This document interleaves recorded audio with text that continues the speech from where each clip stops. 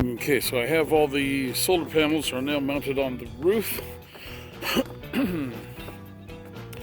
This here is a new 190 watt Go Power, and it is in the space where the old 64 watt unisolar thin film used to be, and the thin film was actually costing me power because it was not putting out 17 volts anymore. It was a 20-year-old panel, so check your individual panel voltages. They need to be very close matching. That's the existing 180 watt Go Power panel. That's been up here for a couple of years. This here's the other new 190 watt Go Power, and this is the 115 watt ZAMP panel. And I got the ZAMP because it was it fit in the space. And what's nice is all of these panels are out of the shadow zones of things. The early morning shadow of the air conditioner might hit things, but very quickly the shadow will come out off of the panels and let the panels generate full power. So this here is 675 watts of solar panels up here. I've got some split loom over the wires to connect them here, and I need to get some more split loom to go up the rest of the way. So, okay, well, I am going to finish installing the last panel here. I've got the front 2 feet mounted, and I need to pulp down the last 2 feet, and that will take care of that, and then I'll be able to, I can check my, no, I can't check my output right now because the fuse isn't connected on this panel. Okay, anyway, that is the update. There's the new escape hatch that I had to make because they don't make a replacement anymore. I love that thing. I just lay in bed and I look up at the stars at night, and then it's got a double pane, so it's insulated. Totally awesome.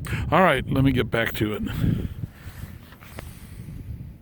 Wires from the solar panels are routed down through the vent cap for the sewer line, and they come down here, and they are in some split loom at that point coming down behind the pantry cabinet. And then they come down through here and cross over to here. So I'm going to put, if I can find it, I'm putting a clamp, a rubber clip up there to hold the wire up higher. So I'll have to see if I can find that stupid clip. But anyway, so this here is where I'm going to mount the Victron charge controller, and so I put these 2 sticks in here, and you can see the marks on that one and that one over there, kind of, sort of. Yeah, there's the mark for the upper and lower, and they're just the width of the Victron. And then I'll put the 12 volt DC-DC charge controller in here somewhere too. But so anyway, yeah, this is working out pretty good. I'm just trying to find parts. I'm constantly hunting to find things. And then you would think, with as much as Victron charges you for their equipment, that they would include some mounting hardware, which they don't. And then the other thing too is that not everybody has You know, some of us older guys can't read fine print, and they have got some of the finest print. And by fine, I don't mean excellent, I mean like tiny. So, note to Victron, printed on larger paper for us older people. Okay, so I've got all my wiring switched over to these here junction blocks. So we're using a 2-gauge wire for the batteries and the solar. And so these are all just going to get tucked in down there, and then I need to put a 3/4 inch plywood board in here that the DC-DC controller will mount to. So I've still got a bit of stuff to do here. Busy, busy, busy boy. Okay. Okay, so let me get on it. But the only connections on the battery are the jumpers between cells, or the crossover from positive to positive, negative to negative. And then you see I've got a negative terminal on that battery down there and the positive on the terminal here. So the batteries are being cross used. Of course, it doesn't really matter because it's just a length of wire on top. It's minimal difference, okay? But doing this, it keeps my batteries with the I can push the button and get a readout on the battery there, and then this here black is a network connection. So there's other things to do. I have more to learn about these batteries. So there you go. I have got 400 watts of lithium power in the truck camper now, and it weighs about under 100 pounds, so 70 or so pounds, half the weight of the old AGMs. Okay. All right, let me finish up what I'm doing here. So I just sit here laying in bed, and I'm looking up at these ultralight aircraft flying overhead through my new Skylight. And there's about the edge of the Skylight there, and poof, gone. So very cool. I just love this new Skylight. I've been laying in here and watching them fly over me all morning long. I think I'm going to have one coming over me in just a second. It sure sounds like it will. There it is. Sweet.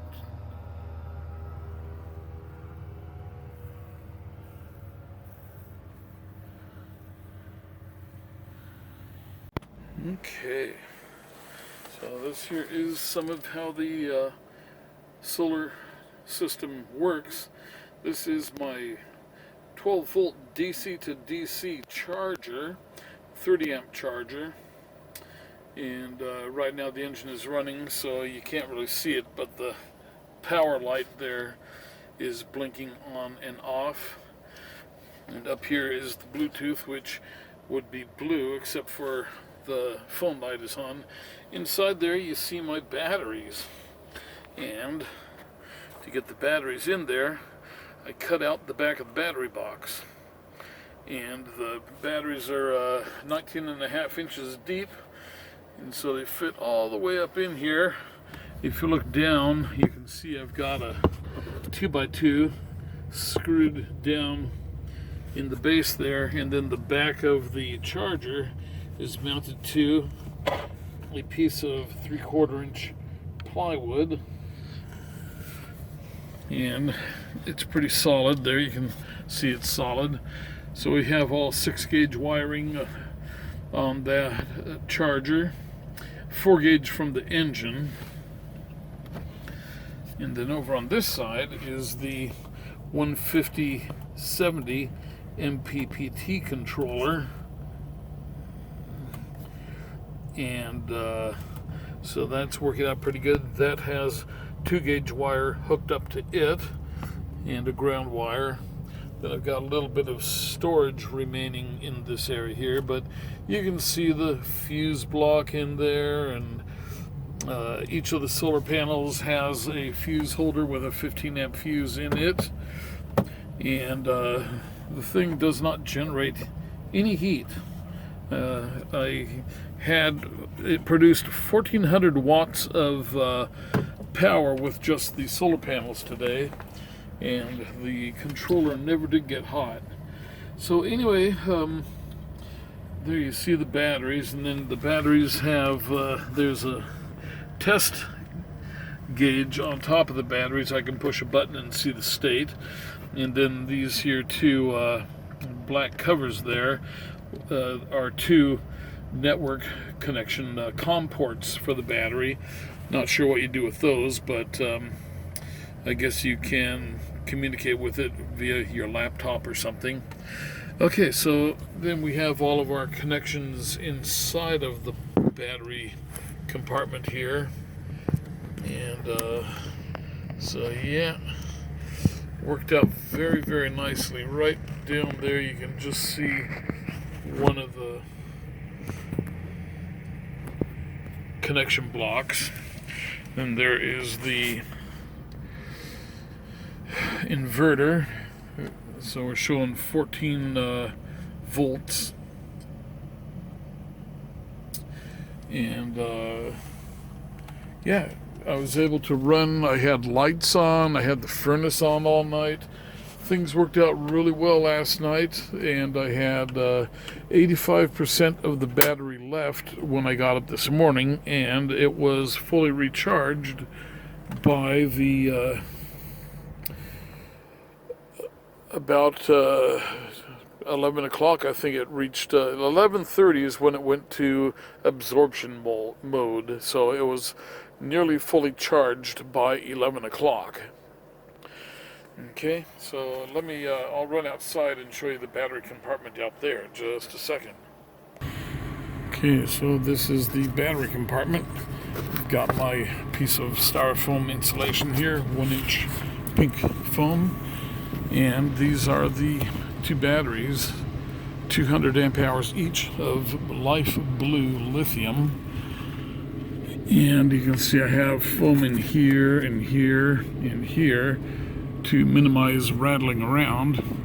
Then another thing I did too is I put in this 2x2 here, and that is kind of a theft prevention aid. What it is with this here, you cannot pull the batteries out because they will go up and be blocked by that. So you can't pull them out without removing this, and you have to have the right equipment to remove these particular screws.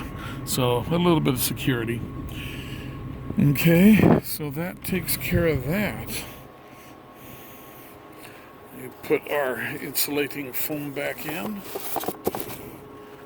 and close the door.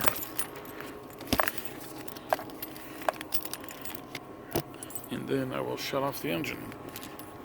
Okay, so that concludes our tour of the system. And just for kicks, there is our sunset and the moon.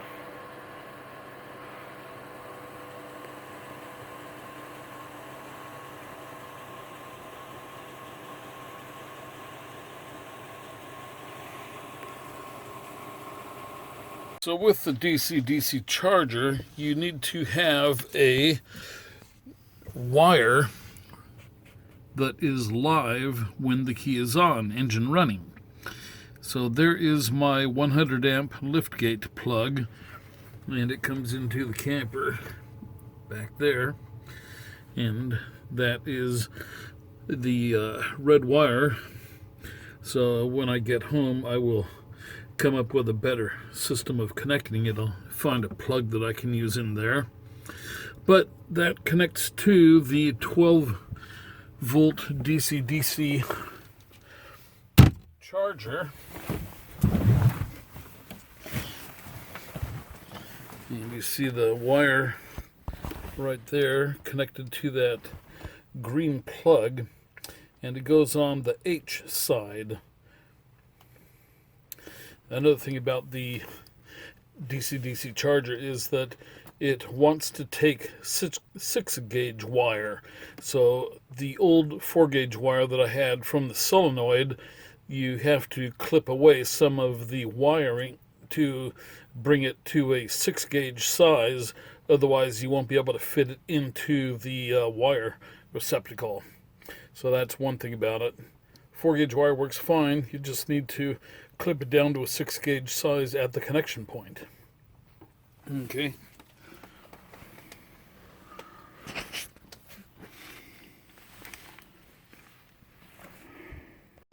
Technology has come along quite a ways from the old lead acid battery to AGM, and now we have the lithium iron batteries, which are the safest batteries, least likely to have a fire or any kind of problem. Anyway, this is the interface you get with those batteries on the Victron stuff. This is the first readout I had showing the wattage for the day and the charge voltage current.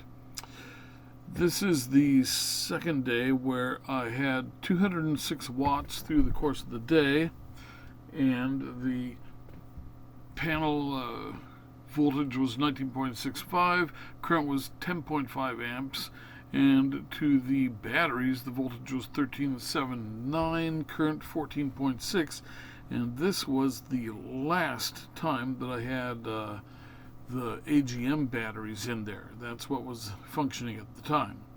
This is when I put the Victron or the Life Blue batteries in. This is the computer interface you get with them, and this shows a state of charge of 98%, a voltage of 13.3, and a capacity of 203 amp hours.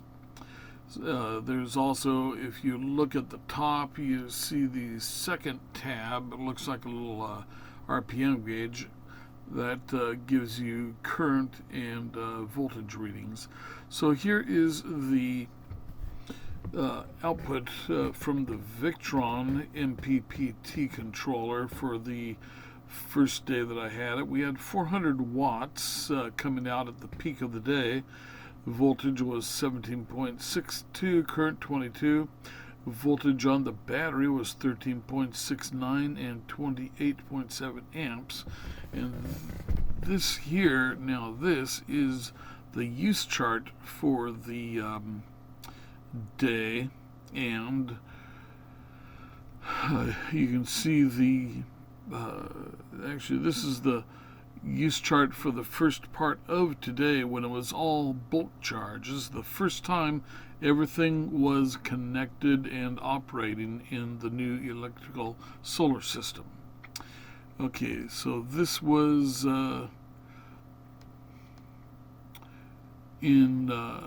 after that, shortly after that. This is when the battery went into absorption mode, and so it went. The battery controls the charge, and it dropped from allowing the bulk charge a lot of current flowing in, and then it cuts it off and only goes to an absorption maintenance charge. This is the chart for that. You can see on the left side all that white, and then just a little bit of blue, light blue at the top of that where the absorption has just kicked in. And so the batteries control everything. You don't need a shunt, you don't need any other information. The batteries will tell you everything. So this is the last report for the end of the day and today, and you see how it compares to the other 3 days on the chart. You can see that I put out 1.4 kilowatts for the day, which that's pretty good. So there you go. That is the Victron MPPT controller, and also the 12 volt DC to DC 30 amp charger that has its own graph too. And the system is very capable, but the batteries are the new batteries are, they have a cold protection a heat protection, overheat protection. They control the charge. They will self-warm using a power source like from the panels, or if there's any other batteries connected, they will use outside power to warm themselves. Otherwise, they'll use their own energy, and I think that it will warm itself down to 50% and then cuts off. That it will warm itself using the solar panels or another energy source. Like if you start the truck up and run it, it will warm itself through the DC-DC charger until it's ready to accept charge, and then it will charge. So the battery controls everything. You don't really need to think too much about it. Okay, so this is how my new lithium batteries and Victron control system works, along with the 700 watts, 675 watts of solar power. All right, thanks for watching. Hope you enjoyed this video, and I may still do a technical oriented video on the installation of everything. All right, see you on the next video. Don't forget to subscribe, like, comment, all that good stuff. All right.